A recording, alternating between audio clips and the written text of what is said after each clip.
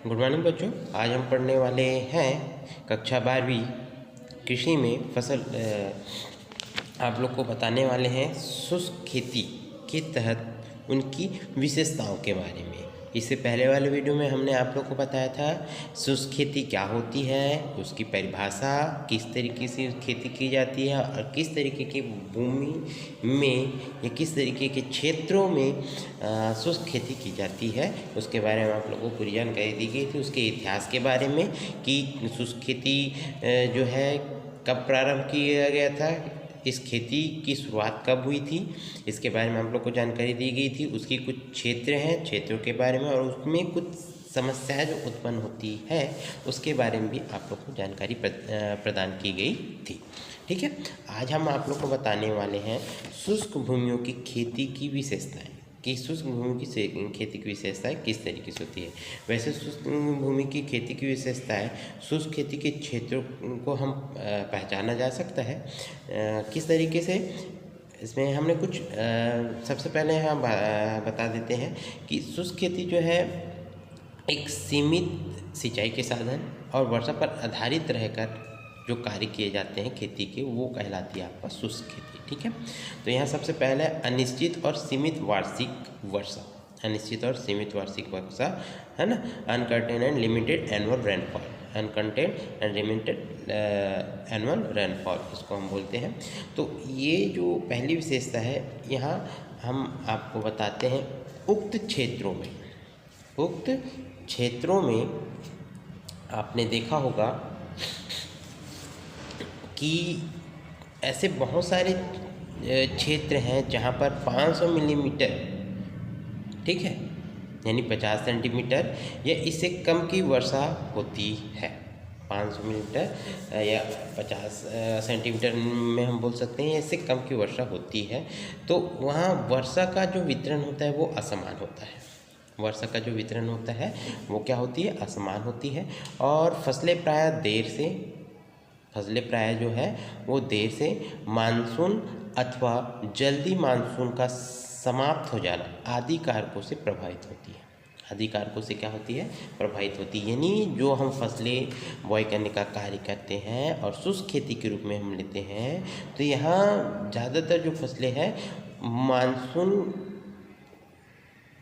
अथवा मानसून समाप्त हो जाने के कारकों पर प्रभावित रहती है और उनकी पैदावार उन्हीं कारकों के कारण कम हो जाती है। ठीक है, उन्हीं कारकों के कारण क्या हो जाती है, पैदावार कम हो जाती है। क्योंकि आप देख सकते हैं कि जो कम उक्त क्षेत्र में कई ऐसे क्षेत्र हैं जहाँ 500 मिलीमीटर से कम यानी 50 सेंटीमीटर से कम की वर्षा होती है। ठीक है, वार्षिक वर्षा जिसको हम बोलते हैं, वार्षिक वर्षा वो बहुत ही कम मात्रा में होती है। तो वहाँ हम हमें खेती करने के लिए पर्याप्त मात्रा में सिंचाई के साधन नहीं मिल पाते हैं। ठीक है, और ऐसे क्षेत्र हैं जहाँ पर कोई और अलग से सिंचाई करने के साधन नहीं है, तो किसान पूरी तरीके से वर्षा पर आधारित होकर कार्य करते हैं। तो ज़रूरी ये है कि वर्षा अगर अच्छे से होती है तो वो अच्छे तरीके से खेती कर सकते हैं। अगर नहीं होती तो उस स्थिति में क्या की जाती है, उसी के बारे में हमने कल पढ़ा था पहले वाले वीडियो में, जिसको हमने शुष्क खेती का नाम दिया था। तो वहाँ हम बहुत सारे कार्य करते हैं भूमि की नमी को बनाए रखने के लिए, और भूमि की नमी को बनाकर हम कुछ खेती करने का कार्य करते हैं, जिसमें हम कुछ ऐसे फसलों को लेते हैं जो कुछ ही कम मात्रा, वर्षा की कम मात्रा में यानी पानी की कम मात्रा में ही वो अच्छे तरीके से फल फूल सके या उपज हमें अच्छे से प्राप्त हो सके, ऐसे फसलों को हम चयन करके उसमें खेती करने का कार्य करते। तो ये पहला हो गया आपका। यदि मौसम अच्छे से है या जल्दी समाप्त हो जाती है तो इस कारण हमारी जो फसलें बहुत प्रभावित होती है और हमें पैदावार भी बहुत कम मात्रा में प्राप्त होती है। दूसरा है आपका, आप देख सकते हैं हानिकारक जलवायु का प्रभाव। हानिकारक जलवायु का प्रभाव, तो हानिकारक जलवायु का प्रभाव किस तरीके से होता है, जो फसलें उस पर किस तरीके से प्रभावित करती है, तो पढ़ते हैं, बताते हैं आप लोग को। कभी कभी इन क्षेत्रों में वर्षा 1 या 2 बार में ही समाप्त हो जाती है। यानी जो वार्षिक वर्षा होती है, कभी कभी जो वर्षा होती है वो 1 या 2 बार में समाप्त हो जाती है। लेकिन एक ही बार में अधिक वर्षा से भूमि का कटाव, बाढ़ तथा बाद में सूखे का सामना करना पड़ता है। कभी कभी जो वर्षा होती है 1 या 2 बार में समाप्त हो जाती है, तो उससे क्या होती है, एक बार में अधिक वर्षा हो जाने से क्या होती है, भूमि का कटाव हो जाता है, बाढ़ आने लगती है तथा बाद में सूखे का हमें सामना करना पड़ता है। बाद में हमें क्या करना पड़ता है, सूखे का सामना करना पड़ता है। ठीक है, तो इस तरीके से सिंचाई के साधनों के अभाव में सर्दियों में भी फसल को पाले का सामना करना पड़ता है। सर्दियाँ पड़ने के बावजूद भी फसलों को क्या करना पड़ता है, पाले का सामना करना पड़ता है, सूखा का सामना करना पड़ता है। यानी पर्याप्त मात्रा में उसे पानी नहीं मिल पाती है, उसे हम बोलते हैं पाले का सामना करना। ठीक है, करना पड़ता है। इस प्रकार की फसल कभी कम तथा कभी पूरी तरीके से नष्ट भी हो सकते हैं। इस तरीके की जो पैदावार होती है कभी कभी बहुत कम हमें प्राप्त होती है और कभी कभी तो आधी नष्ट होती है, तो पूरी तरीके से वो क्या हो जाती है, नष्ट हो जाती है। तो इस तरीके से जो हानिकारक जलवायु है ये बहुत अधिक प्रभावित करती है। ठीक है, नेक्स्ट आप देख सकते हैं, नेक्स्ट है आपका उबड़ खाबड़ भूमि की सतह। उबड़ खाबड़ भूमि की सतह, तो उबड़ खाबड़ भूमि की सतह किस तरीके से होती है, ये जो है शुष्क खेती को बहुत अधिक प्रभावित करती है इनकी विशेषताओं के रूप में। तो शुष्क जब उबड़ खाबड़ भूमि होती है तो वर्षा के असमान वितरण के कारण, वर्षा के असमान वितरण के कारण पानी एवं वायु दोनों से ही भूमि का कटाव हो जाता है। पानी एवं वायु से दोनों से ही भूमि का क्या हो जाता है, कटाव होने लगता है, कटाव हो जाता है। और वर्षा ऋतु में पानी के द्वारा तथा गर्मियों में हवा के द्वारा, वर्षा ऋतु में पानी के द्वारा तथा गर्मियों में हवा के द्वारा, ठीक है, हवा के द्वारा क्या हो जाता है, कटाव होता रहता है और भूमि की सतह शुष्क होती है। और भूमि की सतह क्या हो जाती है, शुष्क होती है, जिससे हवा के द्वारा भूमि का कटाव होता है और इस प्रकार धीरे धीरे भूमि जो होती है उबड़ खाबड़ हो जाती है और कृषि के कार्यों में हमें बाधा उत्पन्न करने लगती है। तो ये उबड़ खाबड़ भूमि भी हमें बहुत तरीके से बाधा उत्पन्न करने के लिए एक कारक के रूप में उत्पन्न हो जाती है। देख सकते हैं किस तरीके से वर्षा के असमान वितरण के कारण पानी और वायु दोनों से भूमि का तो कटाव होता ही होता है ना। और गर्मियों में भी हवा के द्वारा जो भूमि है वो कटाव होती रहती है, तो भूमि जो है सतह शुष्क होती है, जिससे हवा के द्वारा भूमि का कटाव हो जाने से वो जो भूमि है उबड़ खाबड़ के रूप में उत्पन्न होती है और वहाँ हम खेती करते हैं तो वहाँ हमें बाधा उत्पन्न होती है। यानी हमें समतल भूमि प्राप्त नहीं होती है और समतल भूमि प्राप्त ना होने से हम नमी वाले जो मृदा है उसमें उसका हम संरक्षण नहीं कर सकते हैं, अच्छे तौर पर हम उसका संरक्षण नहीं कर पाते हैं। तो ये एक बाधा के उत्पन्न हो जाती है। नेक्स्ट है आप देख सकते हैं क्या है आपका बड़ी जातें। ठीक है, बड़ी जातें, तो बड़ी जातें क्या है, शुष्क क्षेत्रों में मनुष्य का जीवन कठिन होता है। शुष्क क्षेत्रों में मनुष्य का जीवन जो होती है वो कठिन होता है, इसलिए जनसंख्या का घनत्व तो कम होता है और गांव दूर दूर होते हैं। इस प्रकार इस क्षेत्रों में किसान के पास बड़ी बड़ी जोतें हैं, इस कारण किसान के पास बड़ी बड़ी जोतें रखते हैं, है ना। तो ये क्या हो जाती है, शुष्क क्षेत्र जो है मनुष्य के जीवन बहुत कठिन होता है। ऐसे क्षेत्रों में पानी की पर्याप्त मात्रा नहीं हो पाती है, असमान वर्षा वितरण होते रहता है और अच्छे से वो जो किसान हैं वो खेती का कार्य नहीं कर पाते हैं। तो ये भी एक बाधा उत्पन्न करती है जो बड़ी जोतें हैं। नेक्स्ट है आपका विरल खेती। विरल खेती आपने पिछले क्लासेस में आप लोग को बताया था कि, और पिछले चैप्टरों में हमने बताया था कि बार बार भूमि पर एक ही फसल या बार बार उसमें निकाई गुड़ाई करने से भूमि की उर्वरक शक्ति जो है ह्रास होने लगती है ना। भूमि की उर्वरक शक्ति जो है ह्रास होने लगती है, उसकी जो नाइट्रोजन की मात्रा है वो भी धीरे धीरे क्या होने लगती है, नष्ट होने लगती है।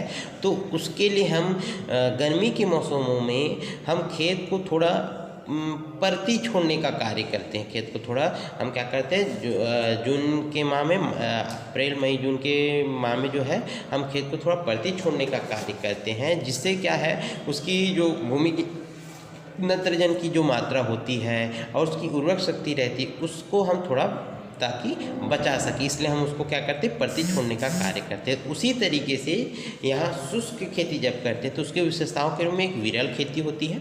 ठीक है, क्या होती है, एक विरल खेती होती है। और विरल खेती जो है सिंचाई के साधनों के अभाव में, सिंचाई के साधनों के अभाव में इन क्षेत्रों में विरल खेती की जाती है। सिंचाई के साधनों के अभाव में इन क्षेत्रों में क्या की जाती है, विरल खेती की जाती है। और ये जो विरल खेती है, ये जो विरल खेती है, इन क्षेत्रों में किसान वर्षा ऋतु में खेत को क्या कर देते हैं, ज़्यादातर वर्षा ऋतु में। पहले क्या करते थे किसान, गर्मी के ऋतुओं में उसको प्रति छोड़ने का काम करते थे। तो ये जो किसान है वर्षा के ऋतु में जो ज़मीन है, जो मृदा है, उसको प्रति छोड़ने का काम करते हैं, जो खेत उसको प्रति छोड़ने का काम करते हैं, ताकि हम उसमें नमी को सुरक्षित रख सकें। यानी वर्षा के पानी से हम उसमें पानी की मात्रा का संरक्षण कर सके, पानी की मात्रा का क्या कर सके, संरक्षण कर सके, और नमी को हम सुरक्षित रखने का प्रयास कर सके। और बाद में हम उसी जो प्रति छोड़ी हुई मृदा है या प्रति छोड़ी हुई क्षेत्र है,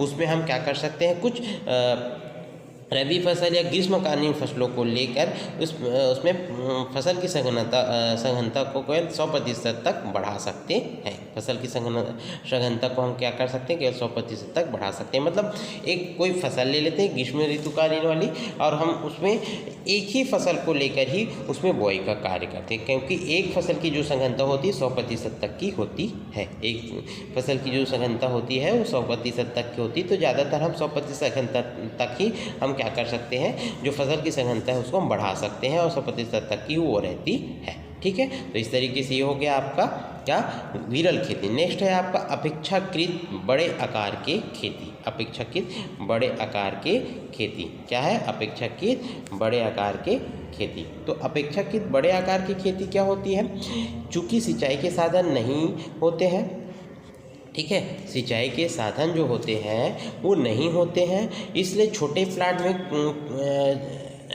छोटे प्लाटों की कोई आवश्यकता नहीं होती है। ठीक है, सिंचाई के साधन तो नहीं होते हैं, इसलिए छोटे प्लाटों की कोई आवश्यकता नहीं होती। तो इस प्रकार बड़े प्लाट जो होते हैं वो शुष्क क्षेत्रों की एक विशेष पहचान बन जाती है। बड़े जो प्लाट होते हैं, बड़े क्षेत्र जो होते हैं उस शुष्क क्षेत्रों के लिए एक विशेष पहचान बन जाती है। और मशीनीकरणकृत खेती में भी प्लाट का आकार बड़ा रखा जाता है। मशीनीकरण हम जो कृत खेती कहते हैं, जहाँ मशीनों को उपयोग करके खेती किया जाता है, तो हमें बड़े उसके जो प्लाट है, वो क्षेत्र है, वो जो क्षेत्र है उसे हमें बड़ा रखना पड़ता है। लेकिन वह खेती में हर समय कोई ना कोई फसल अवश्य होती है, और उस खेती में हर समय कोई ना कोई फसल जो है वो अवश्य ली जाती है। ठीक है, तो ये हो जाती है अपेक्षाकृत बड़े आकार की खेती के रूप में। एक सी फसलें तो शुष्क क्षेत्र में केवल सूखा सहन करने वाले फसलों को ली जाती है, क्योंकि शुष्क खेती ही एक तरीके से हम उसमें कोई भी फसलों को नहीं ले सकते हैं। ठीक है, कोई भी फसलों को हम क्या कर सकते हैं, नहीं ले सकते हैं। नहीं लेने का कारण क्या है कि कई ऐसे फसल है जो शुष्क खेती करने से हमें उसका प्राप्त उपज नहीं मिल पाता है, उसकी उत्पादन क्षमता हमें अच्छे से प्राप्त नहीं हो पाती है, और धीरे धीरे वो क्या होती है, नष्ट होने लगती है, क्योंकि उसको पर्याप्त मात्रा में पानी की जो मात्रा है वो नहीं मिल पाती। यानी सिंचाई के साधन वहाँ नहीं रहने से पानी की मात्रा जो है उसको पर्याप्त मात्रा में नहीं मिल पाती है। तो इस तरीके से यहाँ शुष्क क्षेत्रों में केवल सूखा सहन करने वाले फसलों को ही क्या की जाती है, ली जाती है। तो उप क्षेत्र में अधिकतर किसान अरहर, बाजरा, ज्वार, अंडी तथा तिलहन की फसलें उगाते हैं, जो कमज़ोर फसल के रूप में होती है। जो क्या होती है, कमज़ोर फसल के रूप में होती है। तो इस प्रकार जो कमज़ोर तथा एक सी फसलें हैं वो शुष्क क्षेत्रों को खेती के शुष्क क्षेत्रों की खेती की क्या होती है, पहचान है। ठीक है, समझ में आ गया होगा कि इस प्रकार जो कमज़ोर तथा एक सी फसलें जो हैं वो फसलें शुष्क क्षेत्रों के खेती की पहचान बन जाती है। तो हो गई आपकी एक सी फसलें। नेक्स्ट है आपका कम फसल उपज। शुष्क क्षेत्रों में किसानों की आर्थिक दशा अच्छी नहीं होती है, अतः ना तो वे उत्पादन के कारकों को पूरी मात्रा दे सकते हैं, और ना ही वे अधिक पैदावार देने वाली उन्नत किस्मों का प्रयोग कर सकते हैं। ठीक है। तो कभी कभी पैदावार जो है इतनी कम होती है कि लागत भी नहीं निकल पाती, जबकि किसान अपने परिवार के श्रम की कीमत लागत में ही नहीं जोड़ता है। किसान अपने परिवार की जो श्रम की कीमत है अपने लागत में नहीं जोड़ता है। तो इस तरीके से कम फसल उपज से बहुत सारे बाधाएं उत्पन्न हो जाती है। नेक्स्ट है आपका उत्पादन का कम बाजार मूल्य। उत्पादन का क्या है? कम बाजार मूल्य। चूँकि सभी किसान एक ही फसलें उगाते हैं तो वे एक साथ ही तैयार होती है, जिसके कारण पूर्ति अधिक तथा मांग कम हो जाती है। फलस्वरूप विक्रय के लिए परेशानी उठानी पड़ती है और मूल्य भी अपेक्षाकृत कम मिलता है। तो व्यापारी कम कीमतों पर उत्पादों को खरीदकर बाद में पूरा लाभ क्या करते हैं? कमा लेते हैं, जबकि किसानों को उतना लाभ नहीं मिल पाता है जो उसे मिलना चाहिए। तो उत्पादन का कम बाजार में मूल्य एक बहुत बड़ी समस्या बन जाती है शुष्क खेती जो किसान करते हैं उन लोगों के लिए। ठीक है। नेक्स्ट आप देख सकते हैं किसानों की हानि, आर्थिक दशा एवं दयनीय पशु स्वास्थ्य है। तो किसानों को अपने श्रम एवं प्रयासों का उपयुक्त प्रतिफल नहीं मिल पाता है, जिसके कारण उनकी आर्थिक दशा कमजोर रहती है और पशुओं को आवश्यकता अनुसार चारा एवं दाना नहीं मिल पाता है। पशुओं को आवश्यकता अनुसार चारा एवं दाना क्या है? नहीं मिल पाता है। ठीक है। तो पशु चारागाह पर ही, और पशु जो है पूरी तरीके से चारागाह पर ही निर्भर रहते हैं। अतः गरीबी के कारण किसान के बच्चों की शिक्षा, विकास तथा पशुओं के स्वास्थ्य पर बुरा प्रभाव पड़ता है। तो इस तरीके से ये जो किसान की आर्थिक दशा और दयनीय पशु स्वास्थ्य है भी पूरी तरीके से जो शुष्क खेती है वो पूरी तरीके से प्रभावित होती है। संतुलित भोजन का अभाव एवं मानवीय रोग। संतुलित भोजन का अभाव एवं मानवीय रोग। तो संतुलित भोजन का अभाव एवं मानवीय रोग मतलब क्या हो जाता है? सब्जी, दूध, फल की कमी के कारण, ठीक है, कम कैलोरीज का भोजन मिलता है ना। कम कैलोरीज का क्या होता है? भोजन मिलता है।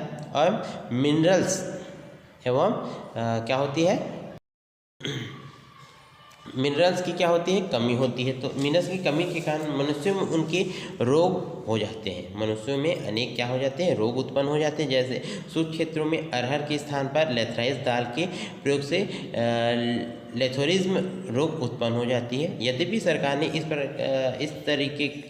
इस पर रोक लगाकर फिर भी पर्याप्त मात्रा में इसका रोक लगा दी थी, फिर भी पर्याप्त मात्रा में इसका क्या किया जा रहा है?